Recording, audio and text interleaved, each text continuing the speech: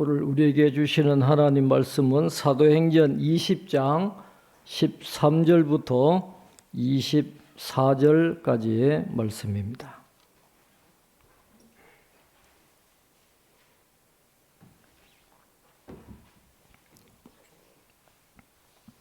사도행전 20장 13절부터 24절까지 우리 한 절씩 교독하겠습니다. 우리는 앞서 배를 타고 앗소에서 바울을 태우려고 그리로 가니 이는 바울이 걸어서 가고자 하여 그렇게 정하여 준 것이라.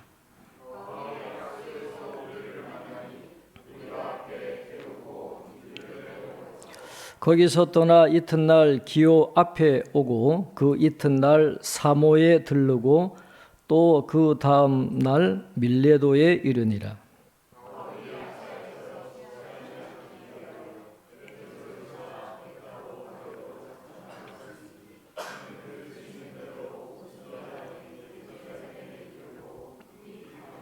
바울이 밀레도에서 사람을 에베소로 보내어 교회 장로들을 청하니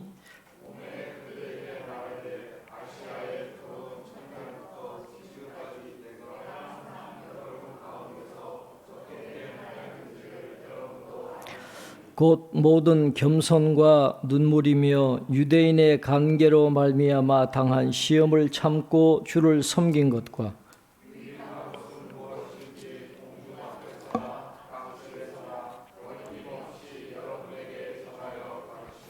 유대인과 헬라인들에게 하나님께 대한 회개와 우리 주 예수 그리스도께 대한 믿음을 증언한 것이라.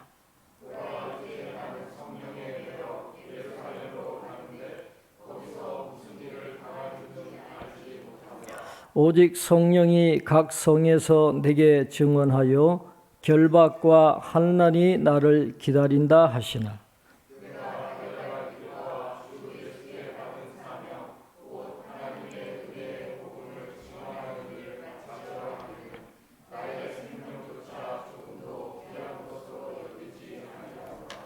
아멘. 교회 소식 주보를 참고해 주시기 바랍니다. 오늘은 한 해 동안 주신 하나님의 은혜를 감사하는 추수감사 주일입니다.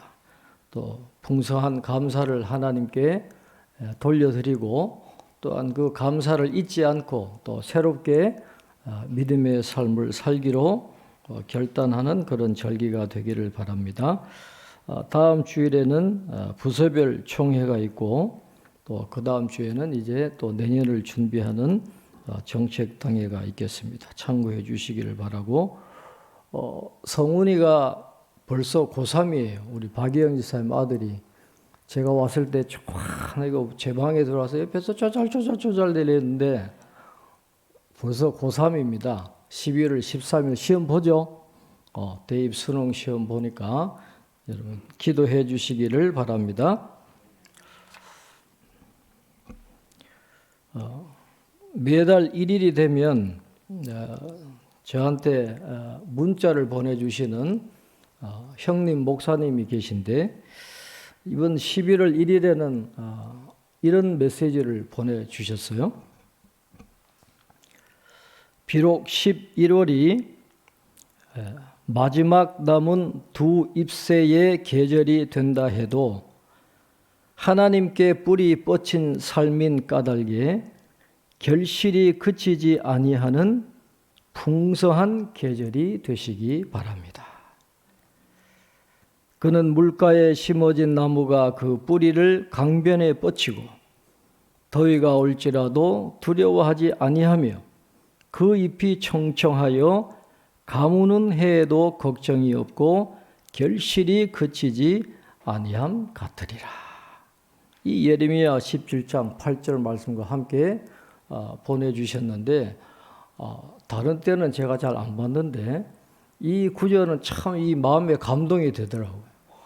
그래서 참 우리 모든 성도님들께 이 축복을 좀 전해주면 좋겠다.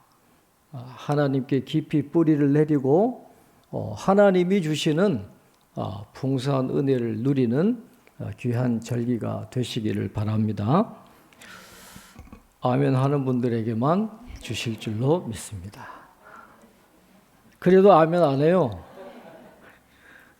박복진 권사님 전화를 해보니까 댁에서 의자 위에 올라가서 뭐 일을 하시다가 넘어지신 거예요. 의자 위에서. 그 의사 선생님이 그랬대. 이 정도만 해도 정말 다행이라고. 다른 분들은 뭐 고관절이 깨진다든지 그러면 큰일 나거든요.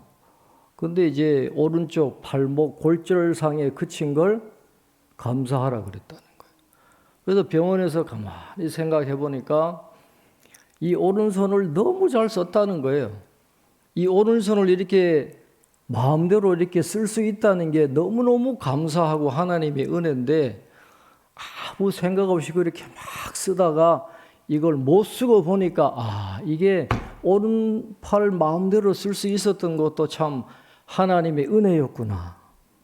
그런 생각을 하면서 회개했다 그러시는 거예요. 그래서 얼마 전부터 너무너무 힘드셨는데 이렇게 병원에서 쉬게 해 주시는 게 아닐까. 그리고 여러 가지로 감사하는 그런 권사님의 말씀을 듣고 우리도 참 당연한 게 아닌데 우리가 당연하게 생각하고 너무 무관심하고 하나님께 감사하는 것을 잊어버리고 살았지 않나 하는 그런 반성을 하게 됐습니다. 오늘 추수감사주일 사소한 것 하나라도 하나님이 주신 축복을 헤아리면서 감사해보는 그런 시간이 되시기를 바라고 오늘 이 주신 말씀을 통해서 우리가 하나님께 감사해야 될 근본적인 그런 이유가 있잖아요. 그걸 다시 한번 생각하고 그 은혜를 받은 우리가 어떻게 살아가야 될 것인지를 다시 한번 결단하는 시간이 될 수 있기를 바랍니다. 지금 바울이 제3차 전도 여행을 다니고 있는 겁니다.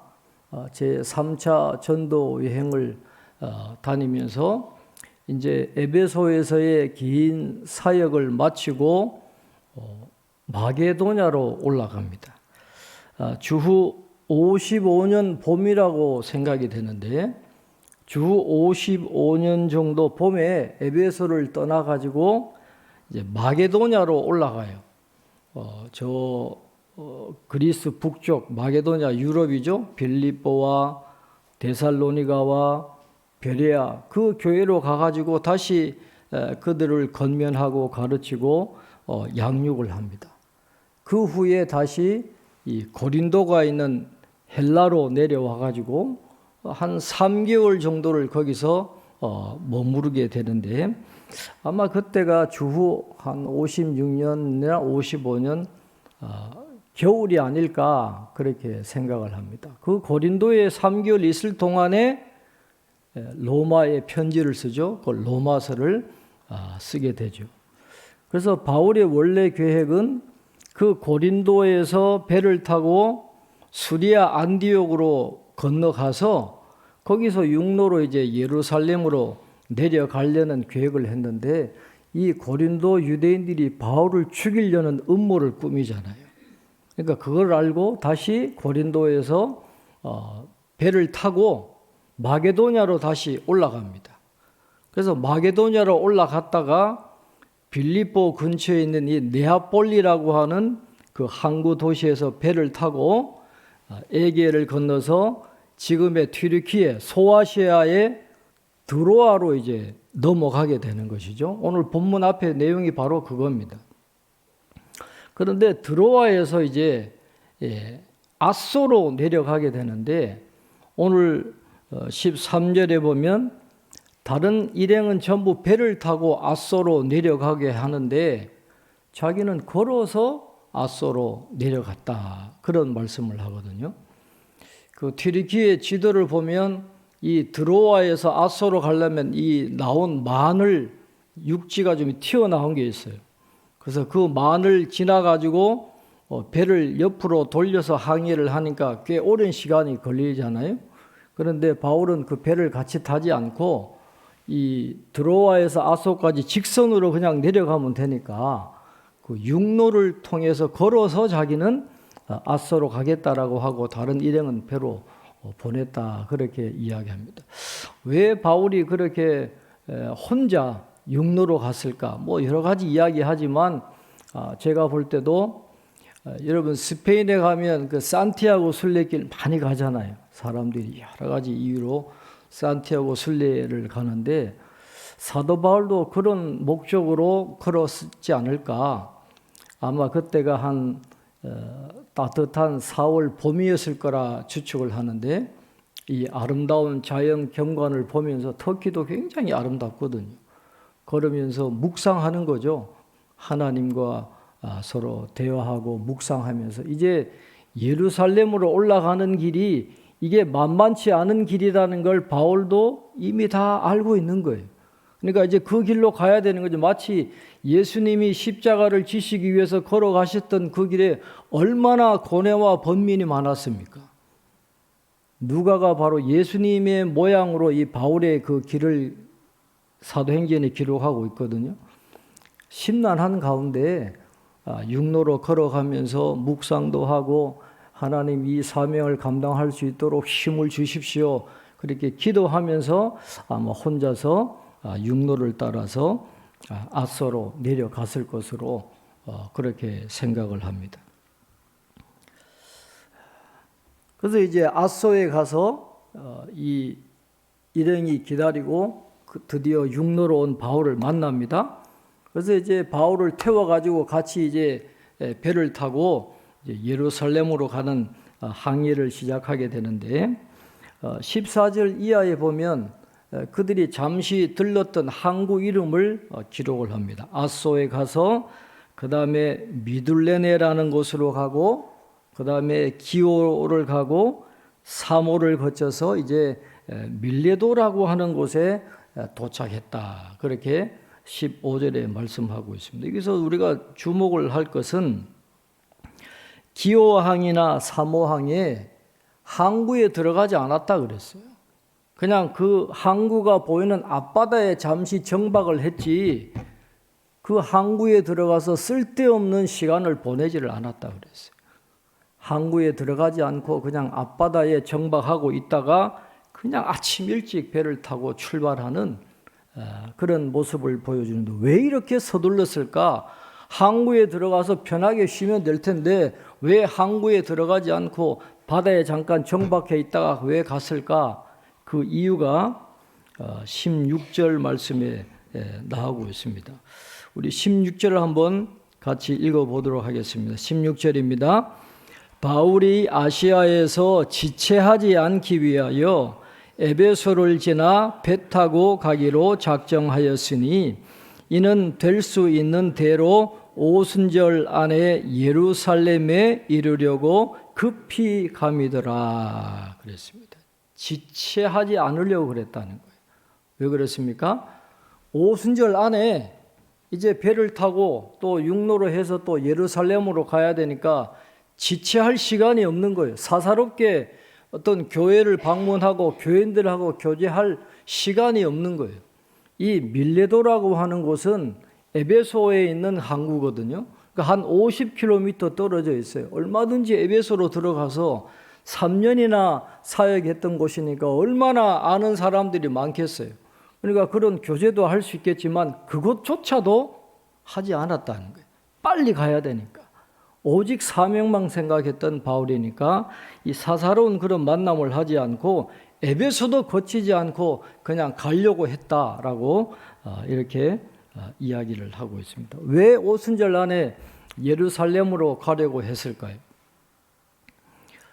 지금 바울은 마게도냐 교회와 이 고린도가 있는 아가야 교회들이 예루살렘 교회를 위해서 헌금을 지금 갖고 가고 있는 거예요. 그러니까 빨리 전달하고 싶은 거예요. 이건 단순한 구제의 헌금이 아닙니다. 그냥 예루살렘 교인들이 어려워서 구제하는 그런 목적도 있지만 그것뿐만 아니라 바울의 이 헌금을 전달하는 데에는 큰 이유가 있는데 바로 이방인 교회와 유대인 교회가 예수 그리스도 안에서 하나다라고 하는 그런 의미가 이 헌금을 전달하는 데 있는 거예요. 그러니까 이방인 교회와 유대인 교회가 하나다라고 하는 것을 빨리 알려주기 위해서 마음이 급한 거예요. 빨리 예루살렘으로 가서 이 헌금을 전달해 주고 싶은 그런 마음도 있었고, 또 오순절에는 수많은 순례객들이 예루살렘으로 오니까 복음을 전할 가장 좋은 기회인 거예요. 그러니까 이걸 놓치기 싫은 거죠. 그러니까 오순절 날에 예루살렘에 가려고 다른 사사로운 거 다 내려놓고 그냥 항해하는 그런 모습을 성경은 보여주고 있습니다. 매일매일 항해했다 그러잖아요. 그냥 쭉 가면 될 텐데 왜 매일매일 항해를 하냐 하면, 이 에게해는 아침에 바람이 불다가 오후에 잦아들고 밤에는 바람이 불지를 않아요. 바람이 불어야 이게 같이 배가 돛을 탁 띄우고 항해를 할 텐데 바람이 불지 않으니까 갈 수가 없는 거예요. 그러니까 매일매일 항구에 섰다가 아침 일찍 출발하고 밤에 정박하고 그렇게 가는 거거든요. 그런데 저도 그 튀르키예에서 새벽에 여객기를 타고 에게해를 건너서 그리스로 제가 건너간 적이 있는데, 그 가이드하는 목사님이 그래요. 오늘 정말 날씨가 너무너무 화창하고 바람도 없고 파도도 잔잔하다 그래서 그런 줄 알았는데 혼이 났어요. 배를 큰 배인데도 얼마나 파도가 센지요. 파도가 잔잔하다는 게 우리나라의 파도와 개념이랑 달라요. 에게해가 그렇게 험한 바다입니다. 그 큰 여객선도 새벽에 가는데 그렇게 흔들려서 막 멀미하고 난리치는데, 옛날에 그런 큰 배가 어디 있습니까? 나무로 된 배잖아요. 그러니까 사도 바울이 이 에게해를, 지중해를 건너 다닌 게 여러분 목숨 걸고 다닌 거예요. 너무너무 힘든 이 과정을 지금 바울 일행이 거치고 있는 것입니다. 쉬지도 못해요. 항구 가서 쉬지도 못하고 그냥 앞바다에 섰다가 또 가고 앞바다에 섰다가 또 가고 그 높은 파도를 헤치고 지금 오순절 안에 어떻게든 예루살렘에 가려고 애를 쓰고 있는 그 바울의 모습을 우리가 상상을 하면서 우리가 이 말씀을 볼 필요가 있어요. 쉽지 않은 여행을 하는 겁니다. 그래도 어쨌든 빨리 가려고 하는데, 그래도 에베소에 3년 있었으니까 그냥 갈 수가 없어요. 그래서 17절에 보면 밀레도에서 사람을 보내가지고 에베소 교회 장로님들을 밀레도에 부릅니다. 그리고 그분들에게 이제 고별 설교를 하게 되는 것이죠. 근데 이 장로라고 하는 용어가 프레스비테루스라고 하는 용어를 씁니다. 장로가 교회를 책임지는 장로인데, 여기에서 우리의 지금 장로교라고 하는 프레스비테리안 처치가 바로 여기서 나오는 거예요. 에베소 교회의 장로님이 오늘 우리 장로님들의 기원이 바로 거기에 있는 거예요. 그런데 28절에 보면 그분들을 감독자라 그렇게 이야기합니다. 그러니까 에베소 교회의 장로님들은 초대 교회니까 목회자가 없는 그런 상태에서 장로님들이 교회의 장로이면서 목회자의 역할을 다 한 거예요. 행정적인 일뿐만 아니라 목회적인 그런 일까지도 이 에베소 교회를 맡고 있는 장로님들이 감독자의 역할까지도 다 했다라고 하는 것을 우리가 볼 수가 있습니다. 우리가 장로교 통합측이잖아요. 우리나라에도 헌법이 있는 것처럼 우리 교단에도 헌법이 있어요. 우리 교회를 마음대로 운영하는 게 아니라 우리 교회는 노회에 소속이 되어 있습니다. 그리고 노회는 또 총회에 소속이 되어 있어가지고 총회 헌법을 다 따라가야 되게 되어 있어요. 우리 마음대로 결정하고 하는 게 아니에요. 거기에 보면 우리 교단 헌법에서 장로에 대해서 이렇게 이야기하면 장로는 두 가지가 있다는 거예요. 첫째는 설교와 치리를 겸한 자를 목사라 그런다 그랬어요. 그 다음에 두 번째는 치리만 하는 자를 장로라 그런다 그랬습니다. 저도 장로예요. 장로인데 뭘 하는 사람이냐? 설교와 치리를 하는 장로예요, 저는. 그걸 목사라 그래요. 장로님들은 치리만 하는, 설교는 하지 않고 치리만 하는 분을 장로다. 그렇게 이야기를 하면서 장로의 직무가 뭐냐? 교단 헌법에 나와 있는 대로 장로의 직무는 이겁니다. 첫째는 장로는 교회의 택함을 받고 자기가 하고 싶다고 하는 게 아니라 교회의 택함을 받아야 되고 치리회의 회원이 되어서 목사와 협력하여 행정과 권징을 관장한다. 그렇게 되어 있어요. 교회의 행정도 관장하고 또 권징을 하는 것이 장로의 직무다 그랬습니다. 그 다음에 두 번째는 장로는 교회의 신령상 관계를 살핀다 그랬어요. 교인들이 영적으로 은혜 받을 수 있는 여건을 마련하도록 늘 교회를 살피고 준비하는 그런 것들을 우리 장로님들이 해야 된다. 그렇게 되어 있어요. 그 다음에 세 번째는 장로는 교인들이 교리를 오해하거나 도덕적으로 부패하지 않도록 교인을 권면한다. 그렇게 되어 있습니다.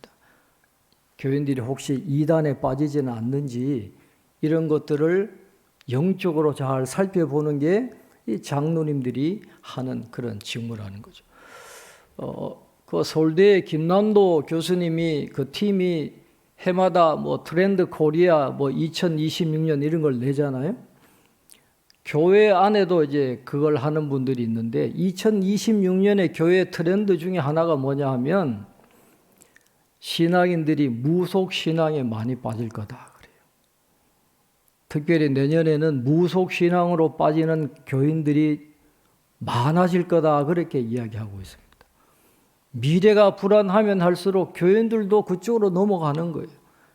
그런 걸 잘 살펴야 돼요. 이단으로 가는지 그런 잘못된 길에 빠지는지 그런 것들을 잘 살피는 게 장로님들의 직무고 마지막으로는 장로는 권면하였으나 회개하지 않는 자가 있으면 당회에 보고한다. 그래서 권징하는 것이 장로의 직무입니다. 초대교회는 이 목사와 장로의 그런 구분이 없으니까 지금 이 에베소 교회 장로님들은 아마 설교도 했을 것이고 이러한 장로의 직무를 다 맡아 했던 그런 분들이에요. 그러니까 에베소 교회 교인들을 다 부를 수 없으니까 그 책임을 진 장로님들을 불러 가지고 이제 설교를 하려고 하는데 18절에 보면 그들이 왔다는 거예요. 3일 길을 걸리는 그런 길인데 사도 바울이 오라고 하니까 그 장로들이 성가시게 생각하지 않고 불순종하지 않고 그 부름에 따라서 다 이 밀레도에 도착을 했다. 그렇게 말씀합니다.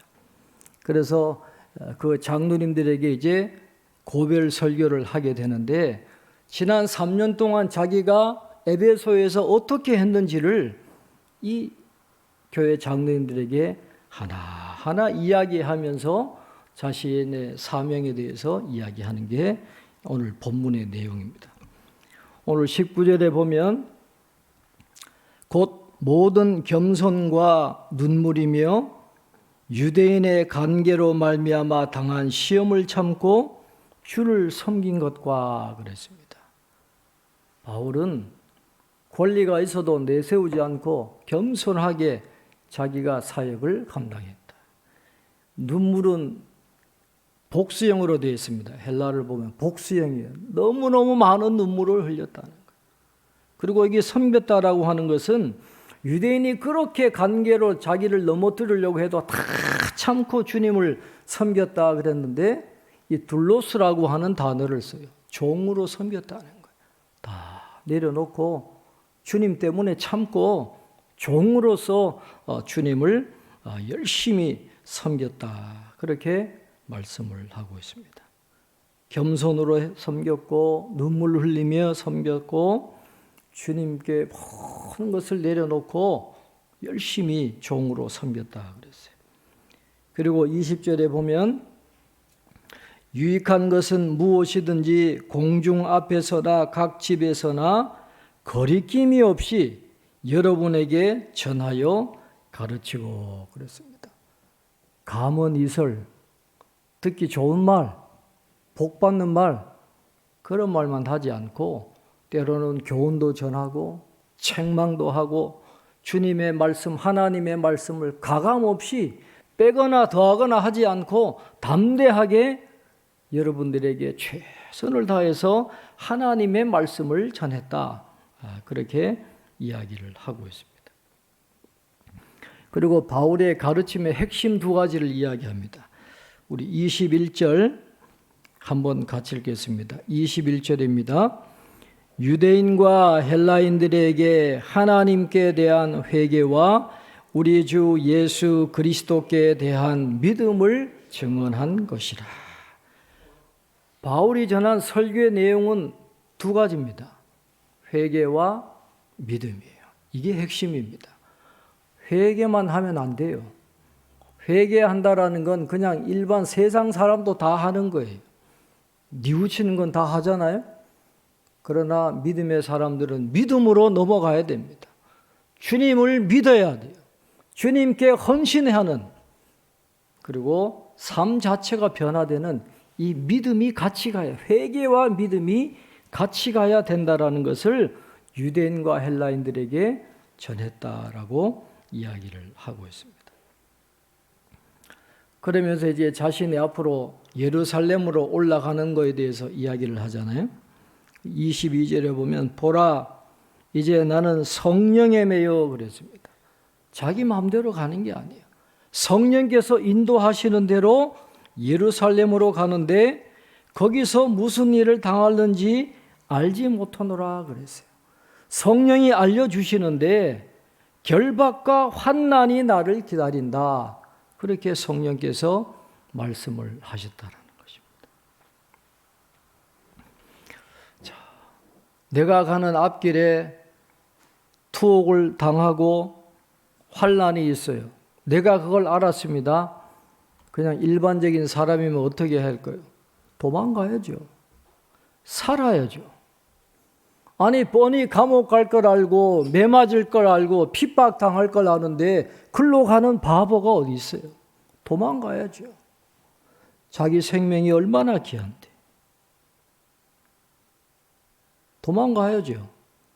그런데 성령에 매여 있어서 성령이 인도하시는 길이니까 핍박이나 결박이나 환난이 있어도 나는 걸어가겠다. 그러면서 오늘 마지막 24절에 너무너무 중요한 말씀을 하고 있습니다. 오늘 핵심적인 말씀인데 우리 24절 한번 같이 읽겠습니다. 24절입니다. 내가 달려갈 길과 주 예수께 받은 사명 곧 하나님의 은혜의 복음을 증언하는 일을 마치려 하면은 나의 생명조차 조금도 귀한 것으로 여기지 아니하노라. 아멘. 자기 생명이 얼마나 귀합니까? 오래 살려고 사람들이 얼마나 애를 쓰는지 몰라요. 어떤 재벌은 오래 살려고 자식에게 계속 혈액도 받고 피부도 이식 받고 그래가지고 계속 젊어지려고 안 죽으려고 안간힘을 쓰는 거예요. 지난번에 중국에서 시진핑하고 푸틴하고 김정은 이 세 사람이 만나서 주고받은 대화가 화제가 됐잖아요. 장기 이식 받고 여러 가지 시술하면 우리가 150까지 살 수 있다 하는 그런 이야기를 해서 화제가 된 적이 있어요. 죽기 싫은 거예요. 오래도록 그 권력을 누리고 싶은 거예요. 150까지 살고 싶은 거예요. 그 사람만 그렇게 했어요? 다 오래 살고 싶은 자기 생명을 사랑하는 그런 마음이 누구에게나 다 있을 것입니다. 그러나 바울은 예수님을 믿고 나니까 그런 거 다 쓸데없는 거예요. 다 배설물이라는 거예요. 은혜의 복음을 알고 나니까 죄인 중에 괴수 같은 나를 살려주신 그 주님의 은혜, 나를 구원해 주신 그 주님의 은혜를 받고 보니까 주님보다 귀한 게 없더라는 거예요. 주님을 위해서는 나의 생명조차 조금도 귀한 것으로 여기지 아니하노라. 생명 바칠 준비가 되어 있다라는 거예요. 사명 감당하겠다라는 거예요. 추수감사주일은 지난날의 은혜를 감사하는 절기이기도 하지만 그 감사한 마음을 가지고 앞으로 어떻게 살아가야 할 것인가를 새롭게 결단하는 그런 절기입니다. 사도 바울은 하나님의 은혜를 받고 그 은혜의 복음 전하는 일, 그 은혜의 빚을 갚는 일에 모든 것을 헌신했습니다. 우리는 그럼 어떻게 살아야 될까요? 가끔씩 저는 제 책꽂이에 꽂혀 있는 이 나태주 시인의 풀꽃이라고 하는 시집을 가끔씩 펼쳐서 읽습니다. 그 시집에 보면 생명이라는 제목의 짧은 시가 있는데 아주 울림이 있는 그런 시입니다. 거기에 보면 이렇게 이야기합니다. 누군가 죽어서 밥이다. 더 많이 죽어서 반찬이다. 잘 살아야겠다. 이게 끝이에요. 누군가 죽어서 밥이 됩니다. 그 밥을 먹고 내가 생명을 유지하는 거예요. 더 많이 죽어서 수많은 반찬을 내가 먹고 내가 생명을 유지하는 겁니다. 누가 죽어서 내가 생명을 유지하는데 영적으로 보면 주님이 죽어주심으로 오늘 우리가 제2의 생명을 누리는 거예요. 영생을 얻은 겁니다.